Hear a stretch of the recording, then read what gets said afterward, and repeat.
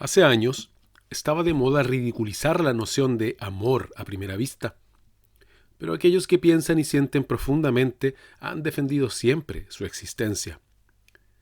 Los descubrimientos modernos en el campo que cabe llamar magnetismo ético o estética magnética permiten suponer con toda probabilidad que los afectos humanos más naturales y, por tanto, más verdaderos e intensos son aquellos que surgen en el corazón como obra de una simpatía eléctrica.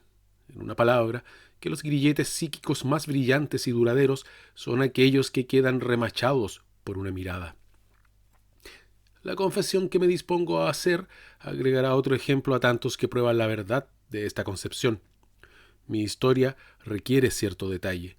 Soy todavía muy joven, pues no he cumplido aún los 22 años. Mi nombre actual es muy vulgar y hasta plebeyo, Simpson.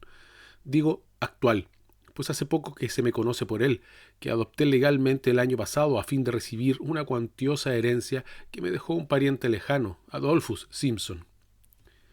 El legado incluía la condición de que adoptara el nombre del testador. Al decir nombre me refiero al apellido y no al nombre. Mi nombre, o, más exactamente, mis nombres, son Napoleón Bonaparte. Asumí el apellido con cierta resistencia, pues mi verdadero patronímico, Froissart, me inspira un muy perdonable orgullo, y creo que me sería posible trazar mi descendencia del inmortal autor de las crónicas. Y ya que hablamos de apellidos, mencionaré una singular coincidencia de sonido en los de mis predecesores inmediatos. Mi padre era Monsieur Froissart, de París.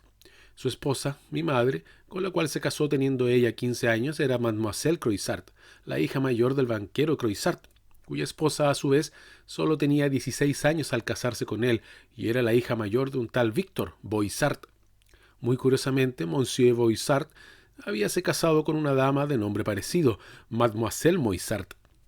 También ella se desposó siendo todavía una niña, y su madre, Madame Moissart, tenía solo 14 años cuando la llevaron al altar. Estos matrimonios tempranos son usuales en Francia. De todas maneras, he aquí a los Moissart, Boissart, Croissart y Froissart de mi línea de ascendencia directa. Empero, mi nombre se convirtió en el de Simpson por disposición legal, con tanta repugnancia de mi parte que en un momento dado vacilé en aceptar el legado que tan inútil y molesta condición traía aneja. Por lo que se refiere a dotes personales, no creo carecer de ellas. Antes bien, estimo que soy muy proporcionado y poseo lo que 9 de cada 10 personas llaman un hermoso semblante. Mido 5 pies y 11 pulgadas de estatura. Tengo cabello negro y rizado. La nariz está bastante bien. Los ojos son grandes y grises y aunque, he de confesarlo, sumamente débiles, su apariencia no hace sospechar semejante cosa. La debilidad de mi visión me preocupó siempre en alto grado y acudí a todos los remedios posibles, salvo el de usar anteojos. Siendo joven y bien parecido, es natural que me desagraden y que me haya negado redondamente a llevarlos. Nada conozco que desfigure tanto el rostro de un joven o que dé a cada rasgo un aire de gravedad, sino de santurronería y de vejez.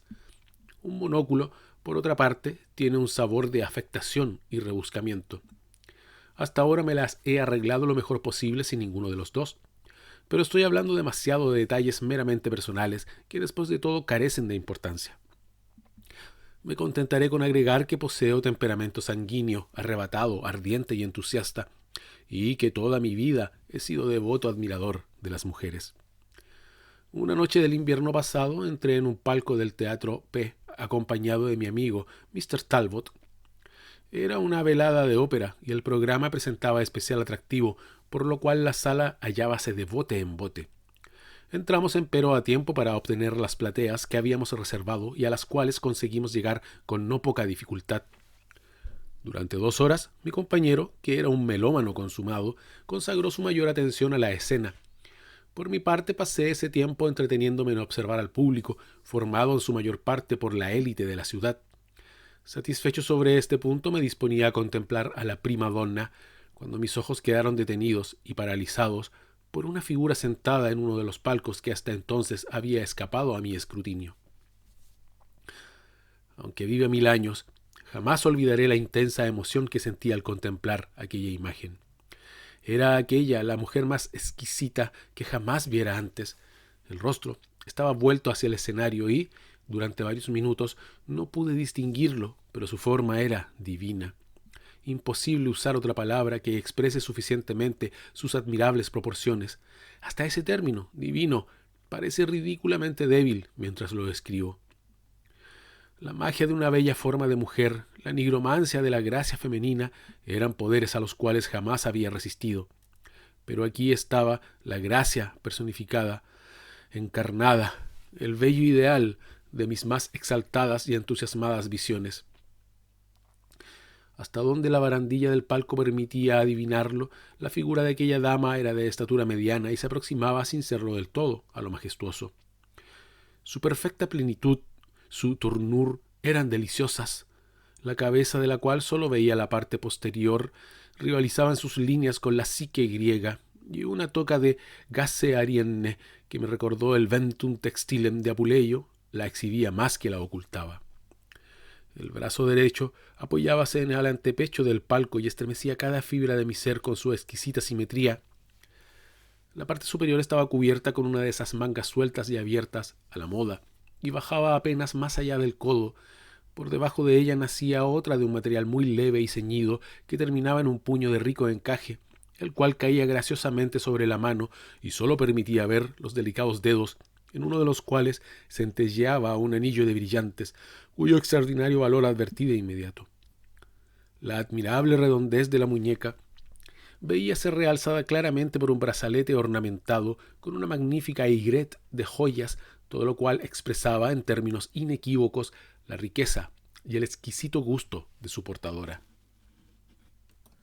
Contemplé aquella real aparición durante casi media hora, como si me hubiese vuelto de piedra, y en ese periodo sentí toda la fuerza y la verdad de cuanto se ha dicho y cantado sobre el amor a primera vista. Mis sentimientos diferían completamente de los que experimentara hasta entonces, aún en presencia de los parangones más célebres de hermosura femenina. Una inexplicable simpatía de alma a alma, que me veo impelido a considerar magnética, parecía no solamente fijar mi visión, sino mi capacidad mental y sentimental sobre el admirable objeto que tenía ante mí. Vi, sentí, supuse que estaba profunda, loca, irrevocablemente enamorado. Y todo ello antes de haber contemplado el rostro de mi amada. Tan intensa era la pasión que me consumía que incluso si las facciones aún invisibles de aquella mujer resultaban ser comunes y vulgares, me sentía seguro de que no cambiaría. Tan anómala es la naturaleza del único amor verdadero, del amor a primera vista, y tan poco depende de las condiciones externas que sólo parecen crearlo y controlarlo. Mientras seguía envuelto en admiración frente a tan encantador espectáculo, un repentino murmullo del público hizo que la dama desviara un tanto el rostro, permitiéndome contemplarla claramente de perfil. Su belleza excedía mis esperanzas, pese a lo cual había en ella algo que me decepcionó, sin que me fuera posible decir exactamente de qué se trataba. He dicho decepcionó, pero la palabra no hace al caso. Mis sentimientos se calmaron y exaltaron al mismo tiempo. Asumieron un tono en el que había menos transporte y más entusiasmo sereno, un entusiasmo reposado. Quizá ese sentimiento nació del aire matronil, como de Madonna, que reinaba en aquel semblante, pero al mismo tiempo comprendí que no procedía enteramente de ello. Había otra cosa, un misterio que no alcanzaba a develar, cierta expresión del rostro que me perturbaba a la vez que acrecía intensamente mi interés. En suma, me hallaba en ese estado mental que predispone a un hombre joven y susceptible a cometer cualquier extravagancia. De haber visto sola a la dama, hubiera entrado resueltamente en su palco para hablarle, pero, afortunadamente, la acompañaban dos personas, un caballero y una mujer extraordinariamente hermosa que parecía varios años menor que ella. Di vueltas en mi imaginación a 1000 planes que me permitieran ser presentado a la dama o que, por lo menos, me permitieran apreciar más de cerca su hermosura. De haber podido, hubiese buscado un asiento cercano al palco, pero el teatro estaba repleto. Para colmo, los despiadados decretos de la moda habían prohibido imperiosamente el uso de gemelos, y me hallaba desprovisto de un instrumento que tanto me hubiese ayudado. Por fin me decidí a apelar a mi compañero. Talbot, dije, sé que usted tiene unos gemelos. Préstemelos. ¿Unos gemelos? Vamos. ¿Y para qué querría yo unos gemelos? Respondió, volviéndose impaciente hacia el escenario. Pero Talbot, insistí tocándole el hombro, escúcheme al menos, por favor. ¿Ve ese palco? Allí. No, el siguiente. ¿Vio alguna vez una mujer más hermosa? No cabe duda de que es muy hermosa, dijo él. ¿Quién puede ser? Vamos, ¿va usted a decirme que no lo sabe? No reconocerla significa que usted mismo es desconocido. Es la celebrada Madame Lalande, la belleza de la temporada por excelencia, el tema de conversación de toda la ciudad, inmensamente rica además, viuda y un magnífico partido. Acaba de llegar de París. ¿La conoce usted? Sí, he tenido ese honor. ¿Me presentará a ella? Por supuesto, con el mayor placer. ¿Cuándo? Mañana a la 1 nos encontraremos en B. Perfectamente. Y ahora cállese, si le es posible. Me vi precisado a obedecer, pues Talbot se mantuvo obstinadamente sordo a mis restantes preguntas o pedidos, ocupándose exclusivamente de lo que ocurría en el escenario hasta el fin de la velada. Entretanto guardaba yo mis ojos fijos sobre Madame Lalande, y por fin tuve la buena suerte de contemplar de frente su rostro. Era exquisitamente hermoso, como mi corazón me lo había anunciado, aun antes de que Talbot me lo confirmara. Empero ese algo ininteligible continuaba perturbándome. Concluí finalmente que lo que me afectaba era cierto aire de gravedad, de tristeza o, más exactamente, de cansancio, que robaba algo de juventud y frescura a aquel rostro, dándole en cambio una seráfica ternura y majestad, y multiplicando así 10 veces su interés para un temperamento tan romántico y entusiasta como el mío. Mientras satisfacía mis ojos, descubrí con profunda conmoción que la dama acababa de advertir la intensidad de mi mirada y que se había sobresaltado levemente, pero me sentía tan fascinado que me fue imposible dejar de mirarla. Desvió ella el rostro y otra vez vi el cincelado contorno de su nuca y su cabeza. Pasados unos minutos, como si sintiera curiosidad por saber si persistía en mi examen, movió gradualmente la cabeza y otra vez encontró mi ardiente mirada. Sus grandes ojos oscuros bajaron al punto mientras un profundo rubor teñía sus mejillas. Pero cuál sería mi estupefacción al notar que no solamente se abstenía de apartar el rostro, sino que tomaba de su regazo unos gemelos, los ajustaba y se ponía a observarme intensa y deliberadamente durante varios minutos. Si una centella hubiese caído a mis pies, no me habría sentido más asombrado. Pero mi asombro no involucraba la menor ofensa o disgusto, pese a que acción tan audaz me hubiera ofendido y disgustado en otra mujer. Su proceder, en cambio, revelaba tanta serenidad, tanta nonchalance, tanto reposo, y a la vez traducía un refinamiento tan grande que hubiera sido imposible percibir allí el menor descaro, y mis únicos sentimientos fueron de admiración y sorpresa. Noté que, al levantar por primera vez los gemelos, la dama parecía quedar satisfecha de su rápida inspección de mi persona, y los retiraba ya de sus ojos cuando, cediendo a un nuevo pensamiento, volvió a mirar y continuó haciéndolo, con la atención fija en mí durante varios minutos. Incluso asegurar que no fueron menos de 5. Esta conducta, tan fuera de lo común en un teatro norteamericano, atrajo la atención general y originó un perceptible movimiento y murmullo entre el público, que, por un momento, me llenó de confusión, aunque no pareció causar el menor efecto en el rostro de Madame Lalande. Satisfecha su curiosidad, si era tal, apartó los gemelos y volvió a concentrarse en la escena, quedando de perfil como al principio. Continué mirándola, incansable. Aunque me daba perfecta cuenta de lo descortés de mi conducta, no tardé en ver que su cabeza cambiaba lenta y suavemente de posición y comprobé que la dama, mientras fingía contemplar la escena, no hacía más que observarme atentamente. Inútil decir el efecto que semejante proceder en una mujer tan fascinadora podía causar en mi vehemente espíritu. Luego de escrutarme durante un cuarto de hora, el bello objeto de mi pasión se dirigió al caballero que la acompañaba y, mientras ambos hablaban, vi por la forma en que miraban que la conversación se refería a mi persona.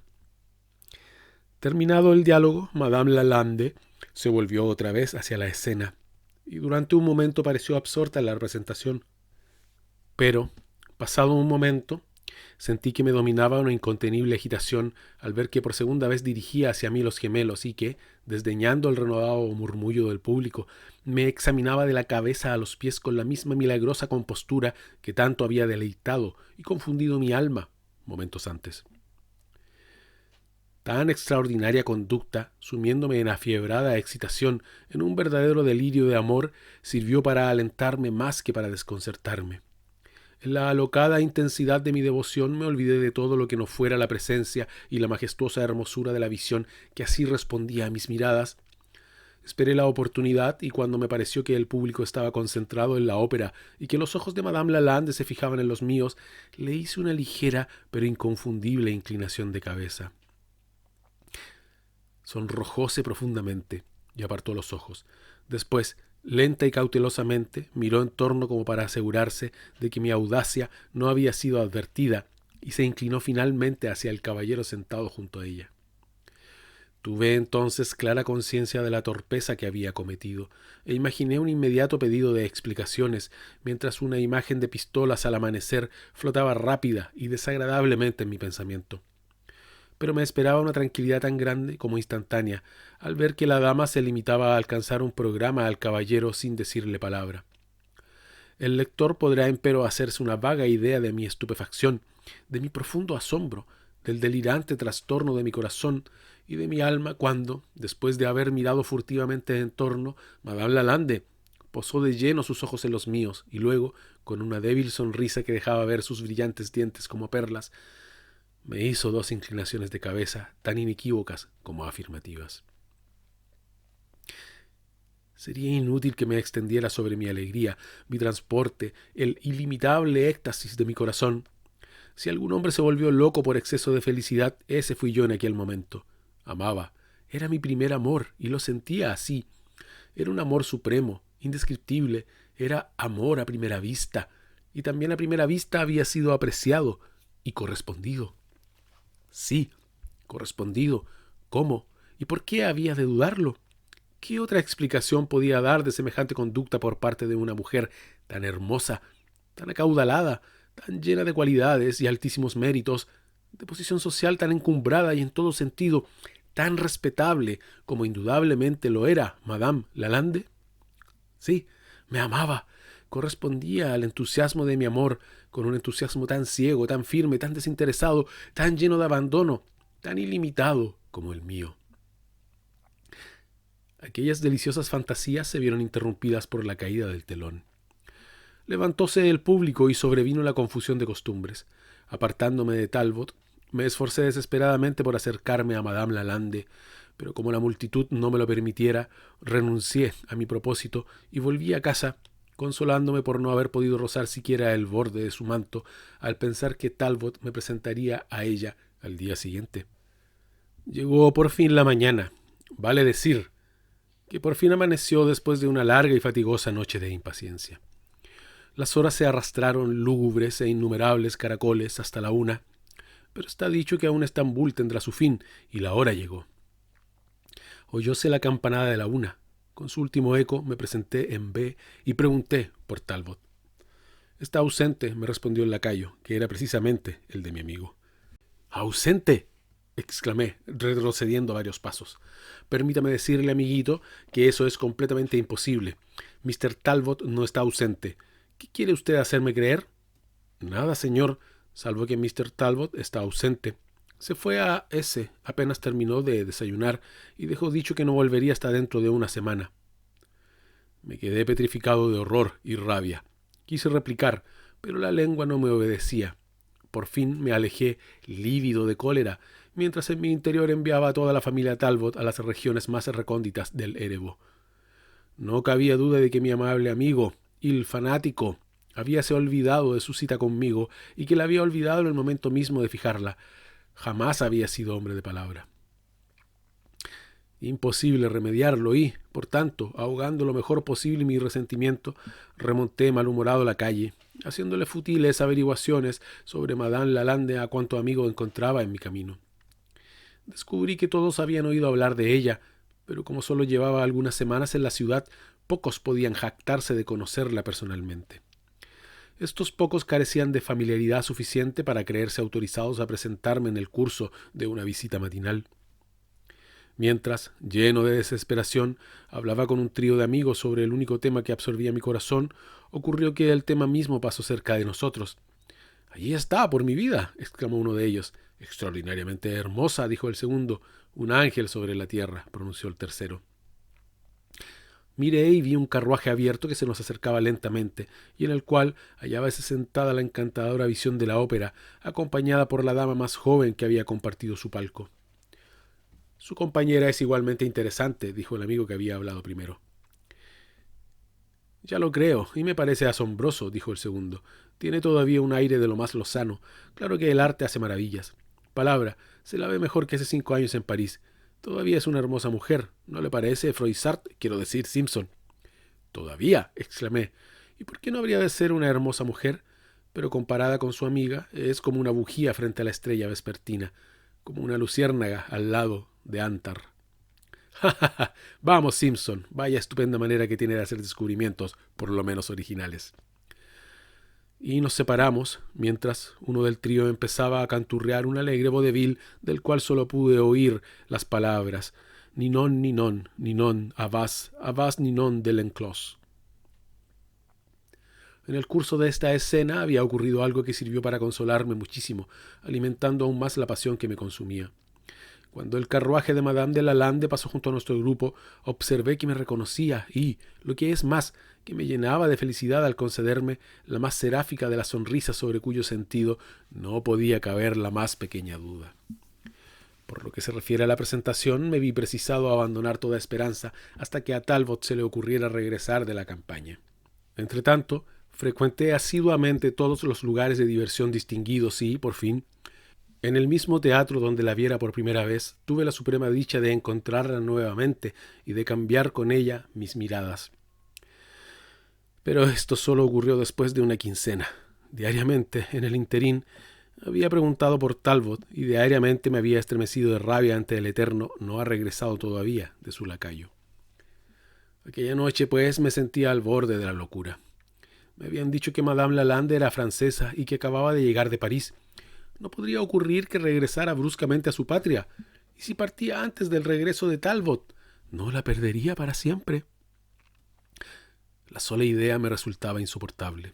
Y, puesto que mi felicidad futura estaba en juego, me decidí a proceder virilmente.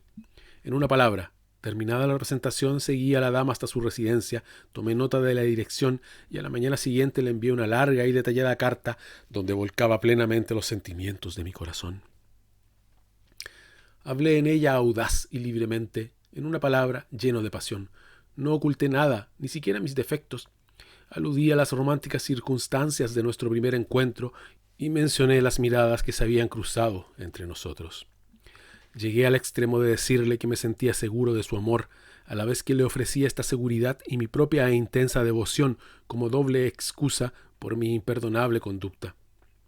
Como tercer argumento, aludí a mis temores de que pudiera marcharse de la ciudad antes de haber tenido la ocasión de serle formalmente presentado.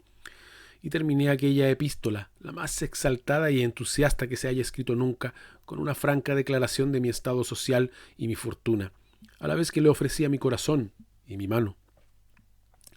Esperé la respuesta, dominado por la más desesperante ansiedad. Después de lo que me pareció un siglo, me fue entregada. Sí, me fue entregada su respuesta. Por más romántico que parezca, recibí una carta de Madame Lalande, la hermosa, la acaudalada, la idolatrada Madame Lalande. Sus ojos, sus magníficos ojos, no habían desmentido su noble corazón.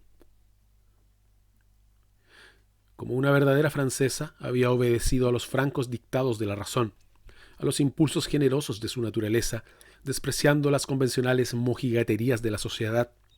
No se había burlado de mi propuesta, no se había refugiado en el silencio, no me había devuelto mi carta sin abrir. Por el contrario, me contestaba con otra escrita por su propia y exquisita mano. Decía: Monsieur Simpson me perdonará por no creer muy bien en su hermoso idioma. Hace muy poco que soy arribé y no he tenido la oportunidad de le estudiar.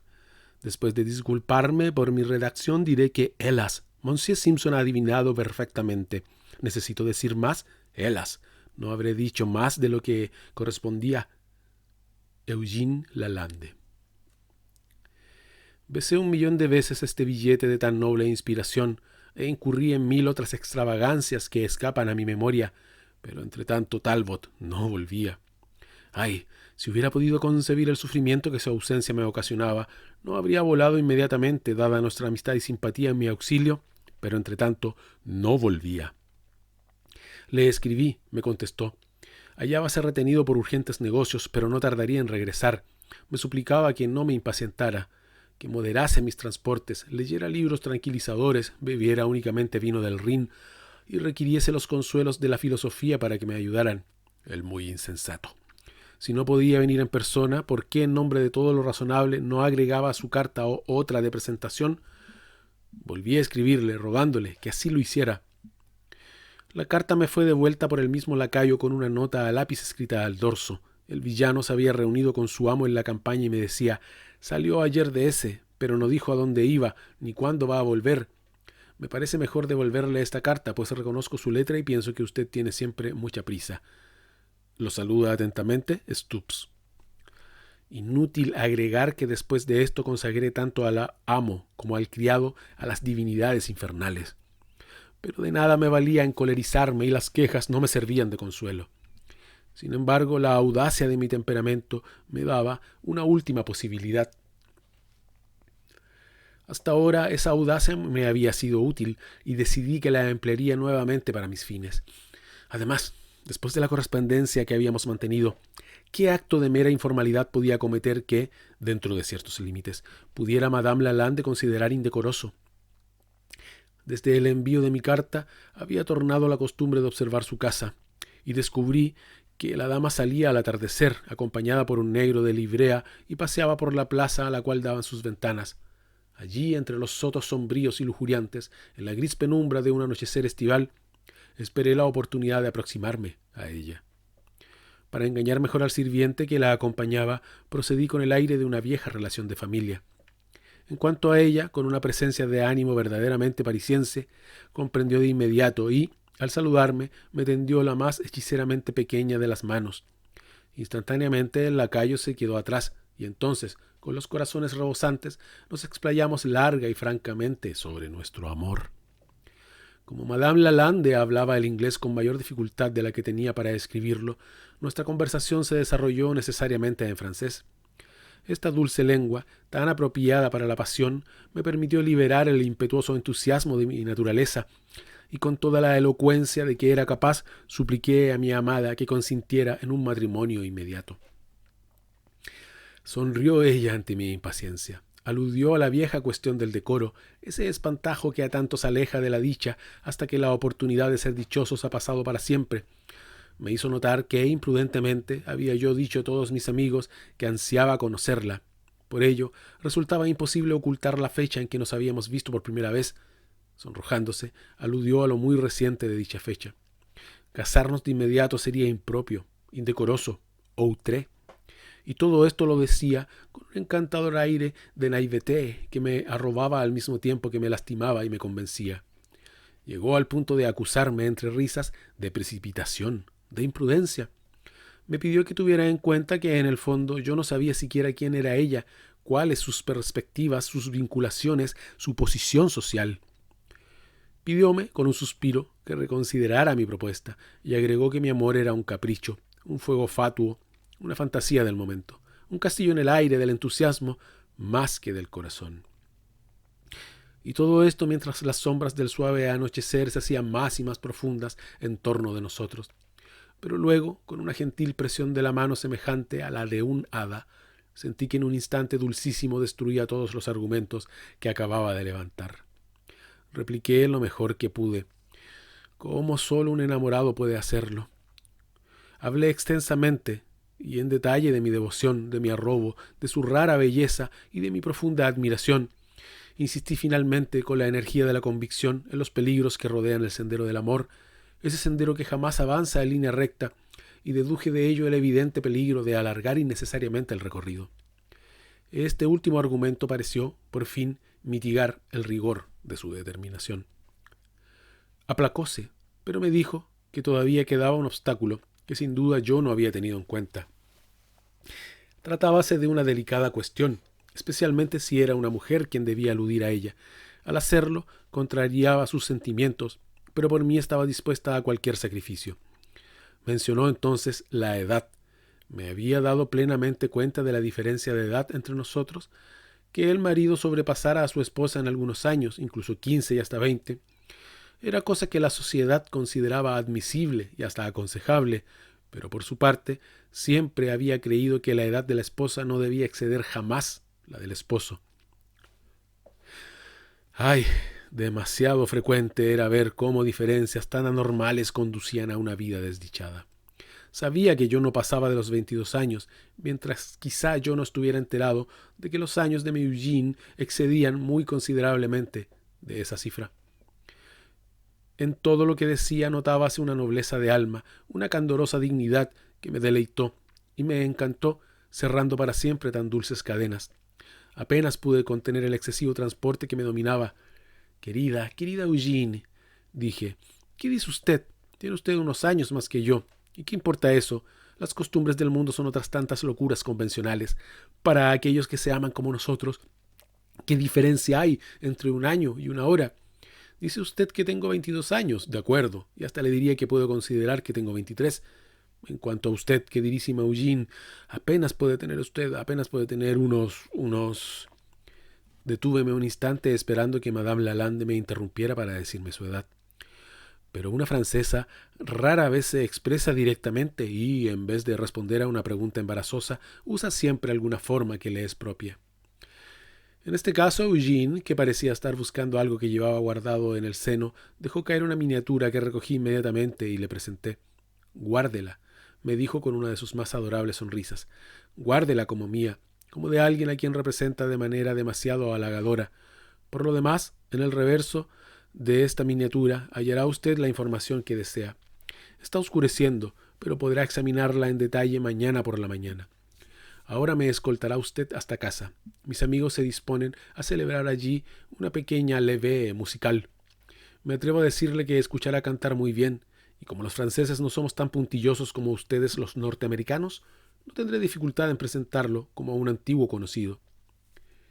Y, con esto, se apoyó en mi brazo y volvimos a su casa. La mansión era muy hermosa y descuento que estaba finamente amueblada. No puedo pronunciarme sobre ese último detalle, pues había anochecido cuando llegamos y en las casas más distinguidas de Norteamérica las luces se encienden raras veces a esa hora, la más placentera de la estación estival. Pero más tarde encendióse una sola lámpara con pantalla en el salón principal, y pude ver que la estancia hallábase dispuesta con insólito buen gusto y hasta esplendor. Las dos salas siguientes, donde había también grupos de invitados, permanecieron durante toda la velada en una agradable penumbra. Hay una costumbre llena de encanto, pues da a los asistentes la elección entre la luz y la sombra, y que nuestros amigos de ultramar harían muy bien en seguir. Aquella noche fue la más deliciosa de mi vida. Madame Lalande no había exagerado al aludir a la capacidad musical de sus amigos. El canto que escuché en esa ocasión me pareció superior al de cualquier otro círculo privado que hubiese escuchado anteriormente fuera de los de Viena. Los instrumentistas eran muchos y de gran talento. En cuanto a las cantantes, pues predominaban las damas, revelaban un alto nivel artístico. Hacia el final, insistentemente solicitada por los auditores, Madame Lalande se levantó sin afectación y sin hacerse rogar de la chaise longue, donde había estado sentada a mi lado, y en compañía de uno o dos caballeros y de su amiga de la ópera, encaminóse hacia el piano situado en el salón.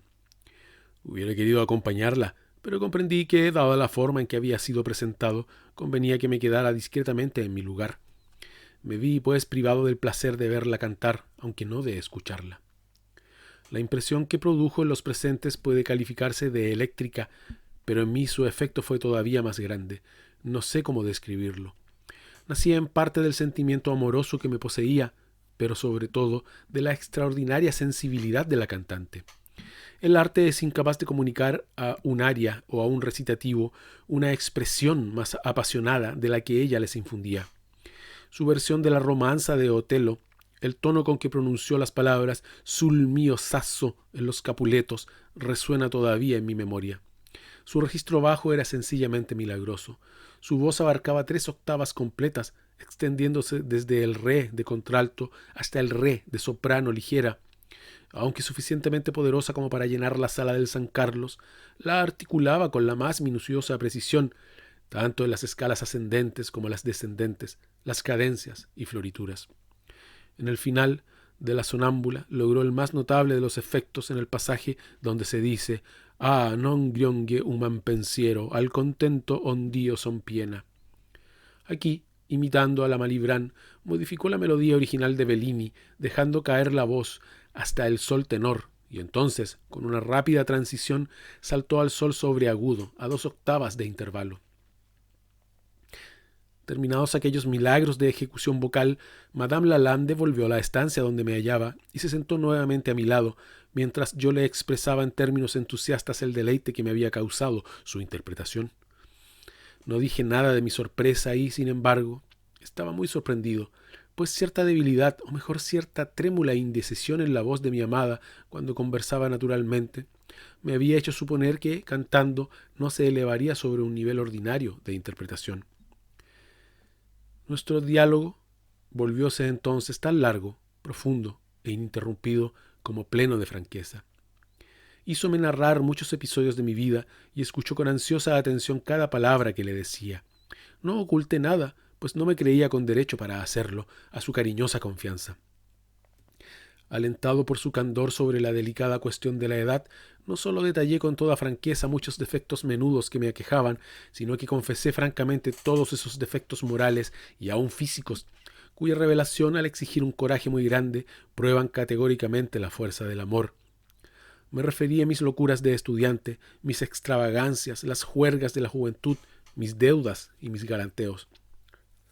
Llegué incluso a referirme a cierta tos ética que me había preocupado en un tiempo, a un reumatismo crónico, a una tendencia a la gota y finalmente a la desagradable y molestísima debilidad visual que hasta entonces ocultara cuidadosamente. Sobre este último punto, dijo riendo Madame Lalande, ha cometido usted una imprudencia al confesar, pues de no haberlo hecho doy por sentado que nadie hubiese podido acusarlo de tal defecto. Y ya que hablamos de esto, continuó mientras me parecía, pese a la penumbra de la estancia, que el rubor ganaba sus mejillas, ¿recuerda usted, mon cher ami, este pequeño auxiliar que cuelga de mi cuello? Mientras hablaba hizo girar entre sus dedos el pequeño par de gemelos que tanto me habían trastornado en la ópera. «Oh, ¿cómo quiere usted que no lo recuerde?», exclamé, oprimiendo apasionadamente la delicada mano que me ofrecía el instrumento para que lo examinara. Era un complicado y admirable juguete, ricamente revestido y afiligranado, resplandeciente de gemas que, a pesar de la falta de luz, daban prueba de su altísimo valor. «Eh bien, mon ami», continuó ella con cierto empressement en su voz que me sorprendió un tanto, «eh bien, mon ami, me ha pedido usted insistentemente un favor que, según sus amables palabras, considera inapreciable. Me ha pedido que nos casemos mañana. Si le doy mi consentimiento, que añado, representa asimismo consentir a los requerimientos de mi corazón, ¿no tendré derecho a pedir a mi vez un pequeño favor? Pídalo usted», exclamé con una energía que estuvo a punto de concentrar sobre nosotros la atención de los asistentes, mientras solo la presencia de estos me impedía arrojarme apasionadamente a los pies de mi amada. «Pídalo, queridísima Eugene, ahora mismo, aunque esté ya concedido antes de que haya usted dicho una sola palabra». «Pues bien, mon ami, entonces vencerá usted, por esta Eugene a quien ama, esa menuda debilidad que acaba de confesarme, esa debilidad antes moral que física, y que, permítame decírselo, no sienta a la nobleza de su verdadero carácter ni a la sinceridad de su temperamento. Una debilidad que, de no ser dominada, habrá de crearle tarde o temprano muy penosas dificultades. Vencerá usted, por mí, esa afectación que lo induce, como usted mismo reconoce, a negar franca o tácitamente el defecto visual de que padece. A negarlo, sí, puesto que no quiere emplear los medios habituales para remediarlo. En una palabra, que deseo verle usar anteojos.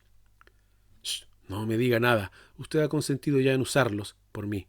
Por eso aceptará ahora este juguete que tengo en la mano y que, aunque admirable auxiliar de la visión, no puede considerarse una joya demasiado valiosa. Advertirá usted que mediante una ligera modificación en esta forma, o así, puede adaptarse a los ojos como un par de anteojos comunes, o sirve para llevar en el bolsillo del chaleco como gemelos de teatro. Pero usted ha consentido, por mí, en llevarlos, desde ahora en la primera de sus formas. Este pedido, debo confesarlo, me confundió profundamente. pero la recompensa a la cual estaba unido no me permitía vacilar un solo momento. «De acuerdo», exclamé, con todo el entusiasmo de que era dueño. Acepto de todo corazón. Sacrifico cualquier sentimiento por usted. Esta noche llevaré estos gemelos sobre mi corazón, como gemelos, pero con las primeras luces de esa mañana que me proporcione la felicidad de llamarla mi esposa, habré de colocarlos sobre mí, sobre mi nariz, y usarlos desde entonces en la forma que usted lo desea, menos a la moda y menos romántica, cierto, pero mucho más útil para mí». Nuestra conversación se encaminó entonces a los detalles concernientes al siguiente día. Me enteré por mi prometida que Talbot acababa de regresar a la ciudad. Debía ir a verlo inmediatamente y procurarme un coche. La soirée no terminaría antes de las 2, y a esa hora el coche estaría en la puerta. Entonces, aprovechando la confusión ocasionada por la partida de los invitados, Madame Lalande podría subirse al carruaje sin ser observada. Acudiríamos a casa de un pastor que estaría esperando para unirnos en matrimonio. Luego de eso dejaríamos a Talbot en su casa y saldríamos para realizar una breve gira por el este, dejando a la sociedad local que hiciera los comentarios que se le ocurriera. Una vez todo planeado, salí de la casa y me encaminé en busca de Talbot, pero en el camino no pude contenerme y entré en un hotel para examinar la miniatura. Los anteojos me ayudaron muchísimo para ver todos sus detalles y me permitieron descubrir un rostro de admirable belleza. Ah, esos ojos tan grandes como luminosos, la altiva nariz griega, los rizos abundantes y negros. Sí, me dije exultante, he aquí la imagen misma de mi adorada. Y al examinar el reverso encontré estas palabras: Eugene Lalande, 27 años y 7 meses. Hallé a Talbot en su casa y le informé inmediatamente de mi buena fortuna. Pareció extraordinariamente sorprendido, como era natural, pero me felicitó muy cordialmente y me ofreció toda la ayuda que pudiera proporcionarme. En resumen, cumplimos el plan como había sido trazado, y a las 2 de la mañana, 10 minutos después de la ceremonia nupcial, me encontré en un carruaje cerrado en compañía de Madame Lalande, es decir, de la señora Simpson, viajando a gran velocidad rumbo al noreste.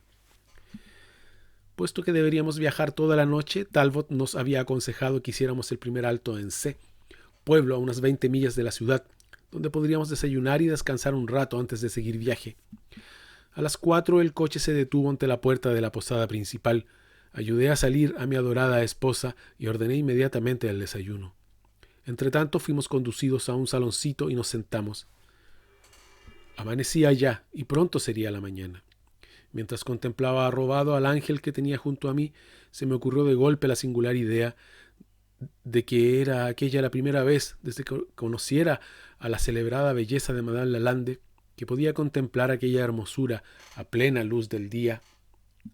«Y ahora, mon ami», dijo ella, tomándome la mano e interrumpiendo mis reflexiones, «puesto que estamos indisolublemente unidos, puesto que he cedido a sus apasionados ruegos y cumplido mi parte de nuestro convenio, espero que no olvidará a usted que también le queda por cumplir un pequeño favor, una promesa».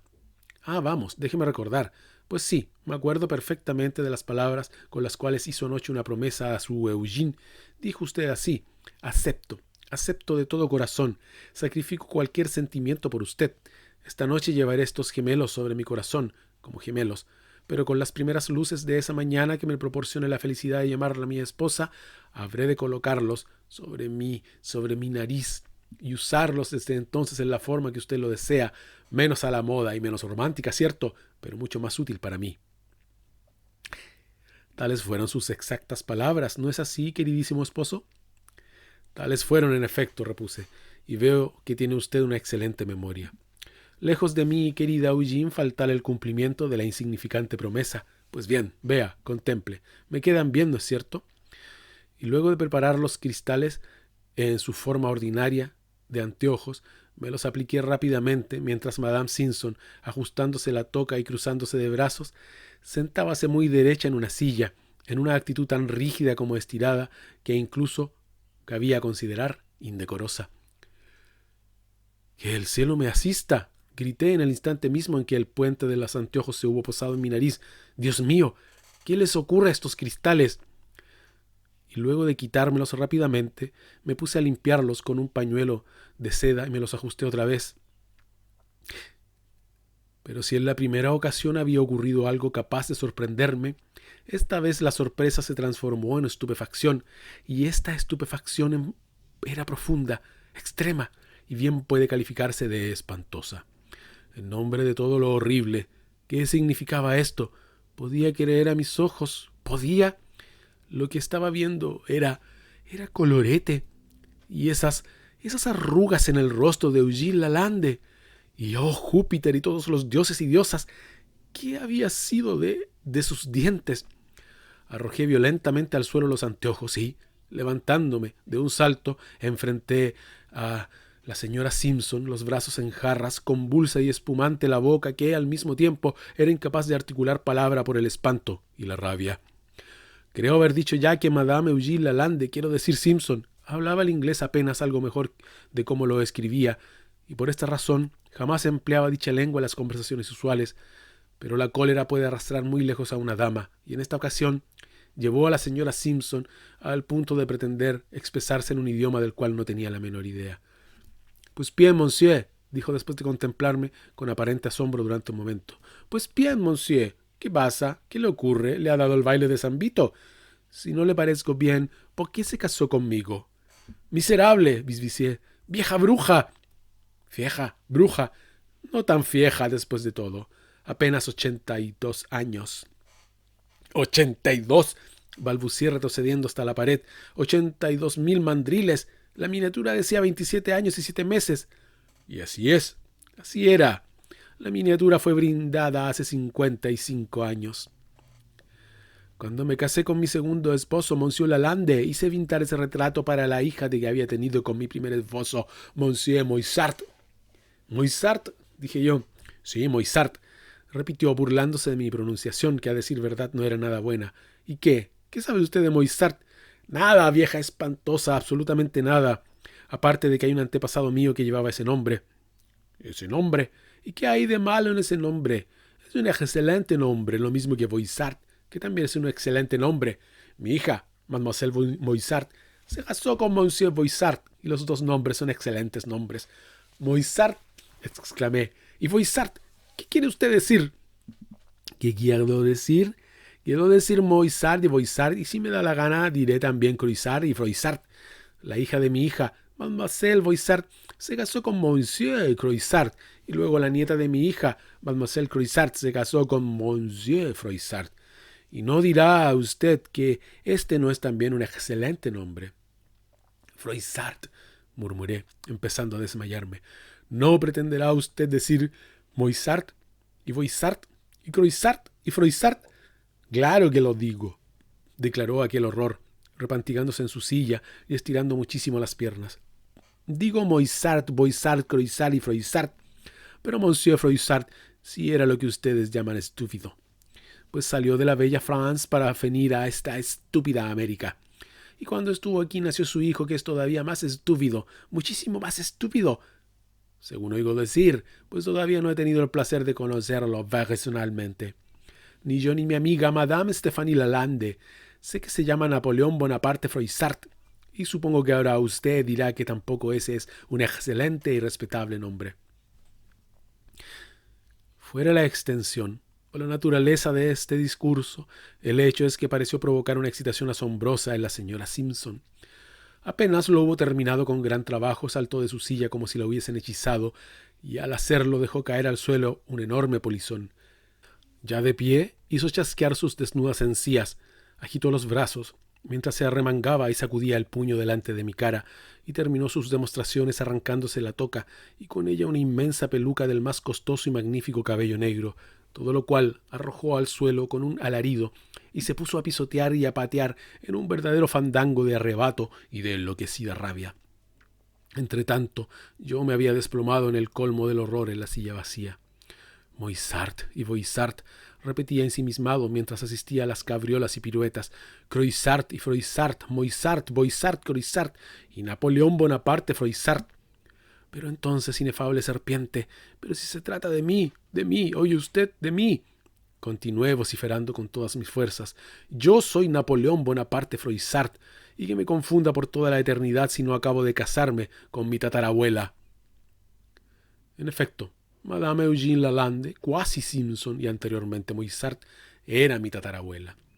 Había sido hermosísima en su juventud y todavía ahora, a los 82 años, conservaba la estatura majestuosa, la escultural cabeza, los hermosos ojos y la nariz griega de su doncellez.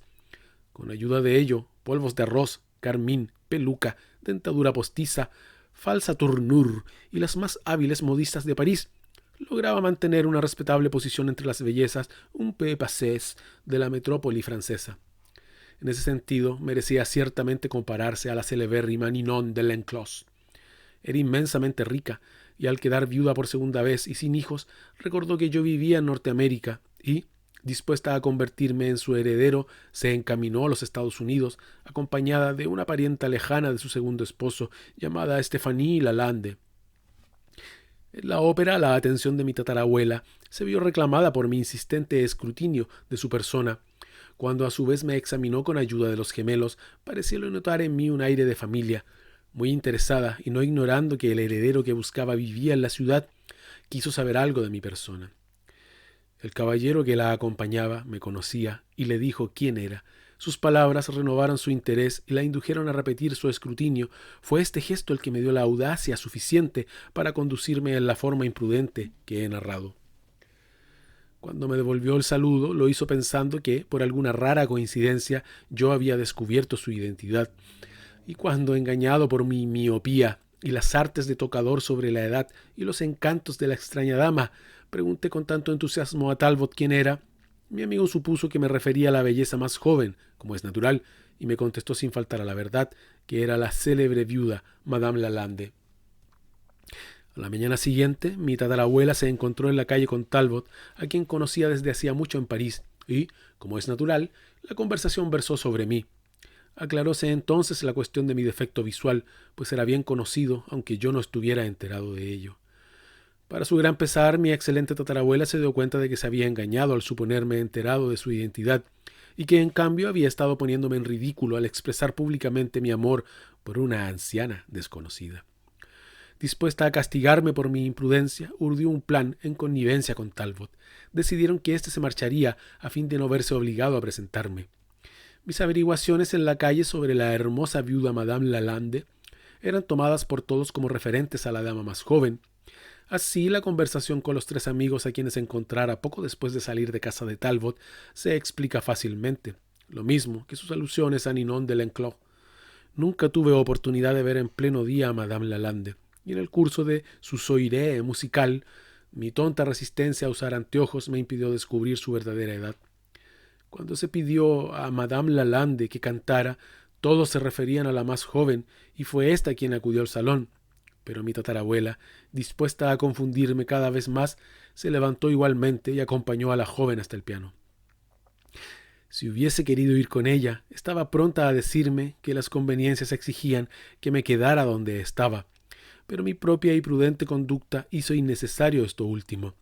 Las canciones que tanto admiré y que me confirmaron en la idea de la juventud de mi amada fueron cantadas por Madame Stéphanie Lalande. En cuanto a los anteojos, me fueron entregados como complemento del engaño, como un aguijón en el epigrama de la burla. El obsequio dio además oportunidad para aquel sermón sobre mi presuntuosidad que escuché tan religiosamente. Es casi superfluo añadir que los lentes del instrumento habían sido expresamente cambiados por otros que se adaptaban a mi miopía. Y por cierto que me iban estupendamente. El sacerdote que nos había unido en matrimonio era un amigo de diversiones de Talbot y no tenía nada de sacerdotal. Su especialidad eran los caballos y, después de permutar la sotana por un levitón, se encargó de guiar el carruaje que llevaba a la feliz pareja en su viaje de bodas. Talbot se había instalado junto a él. Los dos miserables estaban metidos hasta el fondo en aquella burla y, por una rendija de la ventana del saloncito de la posada, divirtiéronse la mar presenciando el denouement del drama. Me temo que tendré que desafiarlos a ambos. De todas maneras, no soy el marido de mi tatarabuela, cosa que me produce un inmenso alivio con solo pensarlo, pero en cambio soy el marido de Madame Lalande, de Madame Stéphanie Lalande, con la cual mi excelente y anciana parienta se ha tomado el trabajo de unirme para siempre, aparte de declararme su heredero universal cuando muera, si es que muere alguna vez. En resumen, jamás volveré a tener nada que ver con Villets-Doux, y donde quiera que se me encuentre, andaré con anteojos.